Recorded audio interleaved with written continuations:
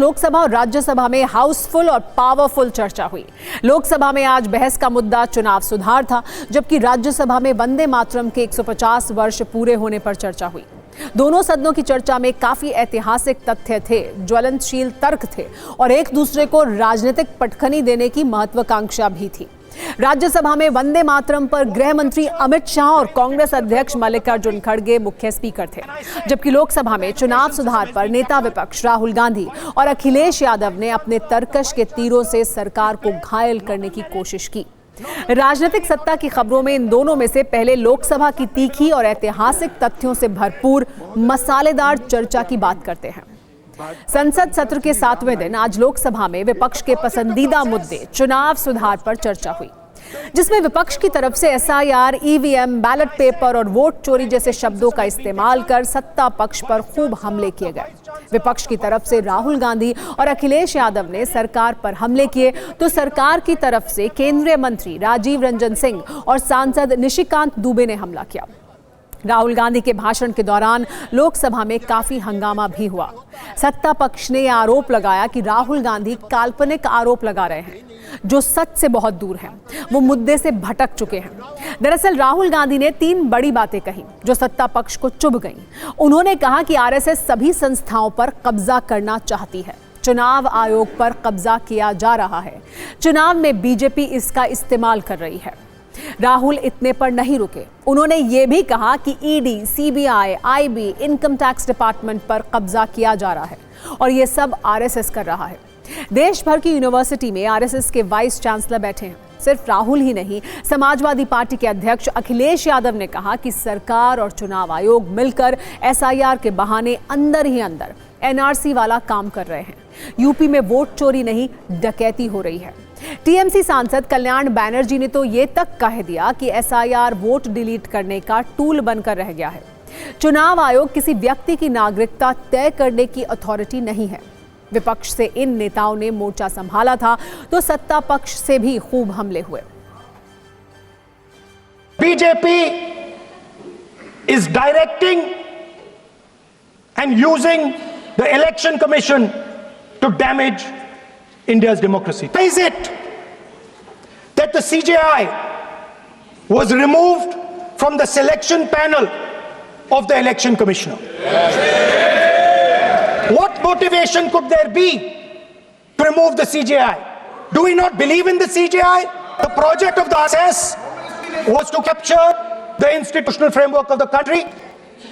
And I said, the education system has been captured. Vice Chancellor after Vice Chancellor after Vice Chancellor is placed not on merit, not on capability, not on scientific temper, but on the fact that he belongs to a particular organization. Capture of the institution that directly controls the election system of a country, the election commission.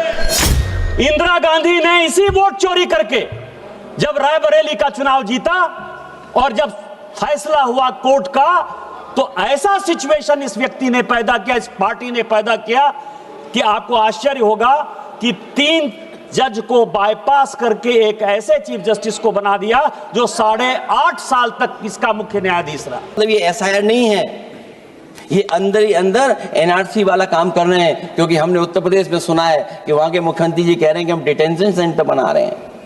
वही SIR में जिसका नाम नहीं, उसके लिए detention centre की जरूरत है। इसका मतलब अध्यक्ष महोदय, जो काम ये खुल के नहीं कर सकते थे एनआरसी, वो काम ये एसआईआर के बहाने कर रहे हैं। चुनाव आयोग के पास कानूनी तौर पर एसआईआर करवाने का कोई औचित्य नहीं है। ना संविधान में, ना कानून में स्पेशल इंटेंसिव रिवीजन का कोई प्रावधान है। चुनाव आयोग ने तो कई बार कहा, खुला आमंत्रण दिया है कि अगर ईवीएम में छेड़छाड़ होता है तो कोई आके हमको प्रमाणित करके बता दे।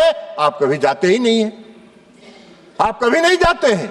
जब चुनाव आयोग कहता है कि एफिडेविट करके दीजिए, तो विरोधी दल के नेता कच्ची गली पकड़ लेते हैं। कल लोकसभा में वंदे मातरम पर चर्चा की शुरुआत प्रधानमंत्री नरेंद्र मोदी ने की थी। आज राज्यसभा में इसकी शुरुआत गृह मंत्री अमित शाह ने की। उन्होंने कांग्रेस पर कई आरोप लगाए, तो कांग्रेस की तरफ से जवाब राज्यसभा में नेता विपक्ष मल्लिकार्जुन खड़गे ने दिया। अमित शाह ने राज्यसभा में कहा कि वंदे मातरम का विरोध नेहरू से लेकर आज तक कांग्रेस नेतृत्व के खून में है। इस पर खड़गे ने कहा कि कांग्रेस ने स्वतंत्रता संग्राम के दौरान वंदे मातरम को नारा बनाने का काम किया। अमित शाह ने देश के पहले पीएम पंडित नेहरू पर वंदे मातरम के 2 टुकड़े करने का आरोप लगाया और ये कहा कि तुष्टीकरण के लिए वंदे मातरम का विरोध किया गया। तो जवाब में खड़गे ने कहा कि पीएम मोदी और गृह मंत्री नेहरू जी के अपमान का कोई मौका नहीं छोड़ते। पंडित नेहरू श्रेष्ठ हैं। अमित शाह ने इंदिरा गांधी को भी वंदे मातरम के विरोध वाली लाइन में खड़ा किया और ये कहा कि जब वंदे मातरम के 100 वर्ष पूरे होने पर देश जश्न मनाता तब देश को आपातकाल में डाल दिया गया।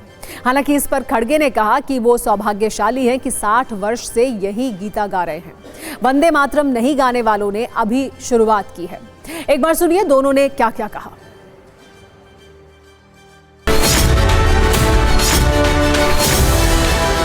वंदे मातरम का विरोध आज भी जवाहरलाल नेहरू से लेकर आज के कांग्रेस के नेतृत्व तक कांग्रेस के खून के अंदर बसा है। जब वंदे मातरम के 50 साल हुए तब क्या हुआ?